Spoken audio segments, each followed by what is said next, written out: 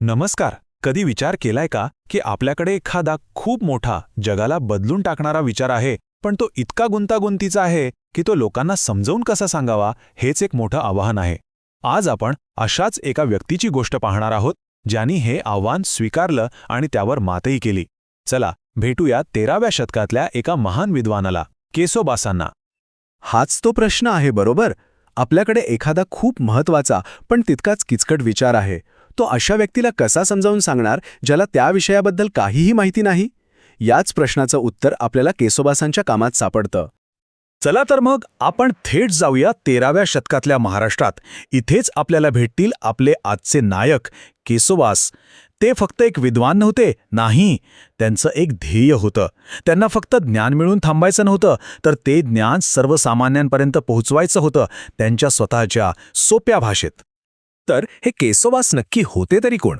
केसोबास, ज्यांना केशिराज बास असंही ओळखलं जायचं, ते महानुभाव पंथातील एक मोठे विद्वान आणि संस्कृतचे पंडित होते. हा पंथ श्री चक्रधर स्वामींनी स्थापन केला होता आणि त्याचं तत्वज्ञान खूप खोल होतं. आणि याच विद्वान लोकांमध्ये केसोबासांचं नाव खूप आदराने घेतलं जायचं.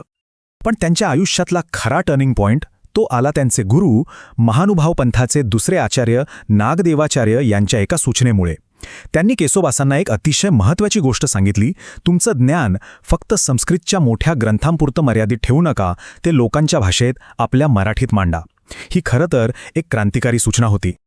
बरं, मग त्यांच्यासमोर नेमकं चॅलेंज काय होतं? महानुभाव पंथाची जी शिकवण होती ना, आणि जे तत्वज्ञान होतं ते खूप खोल आणि गुंतागुंतीचं होतं. त्यातील विचार सर्वसामान्यांना समजायला प्रचंड कठीण होते. हो, गहन हा शब्द इथे अगदी परफेक्ट आहे. श्री चक्रधर स्वामींनी मांडलेलं तत्वज्ञान खूपच सखोल होतं, पण ते सामान्य माणसाच्या आकलनाच्या पलीकडचं होतं. म्हणजे ते समजायला तुम्हाला खास अभ्यास करावा लागायचा. आणि हेच होतं सगळ्यात मोठं आव्हान. आणि याच मोठ्या समस्येवर केसोबासांनी एक जबरदस्त, अगदी ब्रिलियंट उपाय शोधून काढला. त्यांनी निर्माण केला दृष्टांतपाठ नावाचा ग्रंथ. हा ग्रंथ म्हणजे या समस्येवरचा एक अचूक तोडगाच ठरला. हे घडलं साधारणपणे इसवी सन 1285च्या आसपास. केसोबासांनी दृष्टांतपाठ हा ग्रंथ लोकांसमोर आणला. पण हा फक्त एक ग्रंथ नव्हता, ही एक क्रांती होती असं म्हणायला हरकत नाही. हा होता दृष्टांतांचा, म्हणजे छोट्या छोट्या बोधकथांचा एक असा संग्रह जो याआधी कोणी पाहिला नव्हता. पण इथे खूप इंटरेस्टिंग गोष्ट आहे. केसोबासांनी या कथा स्वतः तयार केल्या नाहीत. त्यांचं मुख्य काम होतं पंथाचे संस्थापक श्री चक्रधर स्वामी यांनी त्यांच्या लीळाचरित्रात सांगितलेल्या मूळ दृष्टांतांना एकत्र आणणं, त्यांचं नीट संकलन करून त्यांना एका सूत्रात बांधणार. पण मग या दृष्टांतपाठाच्या यशाचं खरं रहस्य काय होतं? त्याचं सिक्रेट दडलं होतं त्याच्या अनोख्या स्ट्रक्चरमध्ये, त्याच्या रचनेत. केसोबासांनी एक अशी पद्धत वापरली ज्यामुळे मोठ्यातल्या मोठे विचार लोकांच्या मनात अगदी सहजपणे रुजले. ही पद्धत एकदम सोपी होती. फक्त 3 स्टेप्स. प्रत्येक कथेशी सुरुवात व्हायची एका सूत्राने, म्हणजे एका महत्त्वाच्या तात्विक विचाराने. मग तोच विचार सोपा करून सांगण्यासाठी एक दृष्टांत, म्हणजे एक छोटी गोष्ट सांगितली जायची. आणि सगळ्यात शेवटी त्या गोष्टीतून काय शिकायचं हे दाष्टांतिक, म्हणजे तात्पर्यात स्पष्ट केलं जायचं.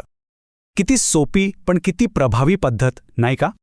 आणि ह्या पद्धतीचा परिणाम तो तर अविश्वसनीय होता. ह्या दृष्टांत कथांमुळे महानुभाव पंथाचं जे गहन किचकट तत्वज्ञान होतं ते सामान्य लोकांसाठी अगदी सोपं आणि समजायला सुलभ झालं. ज्ञान आता फक्त मोठ्या पंडितांपुरतं मर्यादित राहिलं नाही. पण एक मिनिट, केसोबास म्हणजे फक्त मराठीत लिहिणारे लेखक नव्हते. ते संस्कृतचेही तितकेच मोठे पंडित होते. बघा, एका बाजूला त्यांनी दृष्टांतपाठ आणि मूर्तिप्रकाश सारखे महत्त्वाचे मराठी ग्रंथ लिहिले, तर दुसऱ्या बाजूला रत्नमाला स्तोत्रसारख्या सुंदर संस्कृत रचनाही केल्या.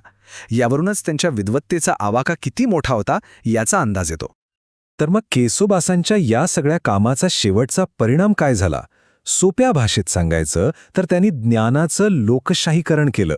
म्हणजे जे गहन ज्ञान फक्त काही लोकांपुरतं मर्यादित होतं ते आता सर्वांसाठी खुलं झालं होतं. हे असं समजा की केसोबासांनी गोष्टींचा एक पूल बांधला. एक असा पूल जो विद्वानांकडेचं ज्ञान उचलून थेट सामान्य लोकांपर्यंत त्यांच्या घराघरात घेऊन आला. आणि त्यांचा हा वारसा आजही तितकाच महत्त्वाचा आहे. त्यांनी पंथाचा तात्विक पाया तर मजबूत केलाच, पण ती शिकवण पिढ्यानपिढ्या टिकेल याची सोय केली. आणि सगळ्यात महत्त्वाचं, त्यांनी एका साध्या गोष्टीची ताकद काय असते हे सिद्ध करून दाखवलं. की एक साधी गोष्ट मोठ्यात मोठा अवघडात अवघड विचार लोकांपर्यंत पोहोचवू शकते. आणि आता जाता जाता एक विचार. आज आपण जगतोय इन्फॉर्मेशनच्या महापुरात, जिथे प्रत्येक क्षणी आपल्यावर नवनवीन माहितीचा मारा होत असतो. अशा काळात केसोबासांची 13व्या शतकातली ही कला, म्हणजे गुंतागुंतीच्या गोष्टी सोप्या करून सांगण्याची कला, आपल्याला काय शिकवू शकते यावर नक्कीच विचार करायला हवा.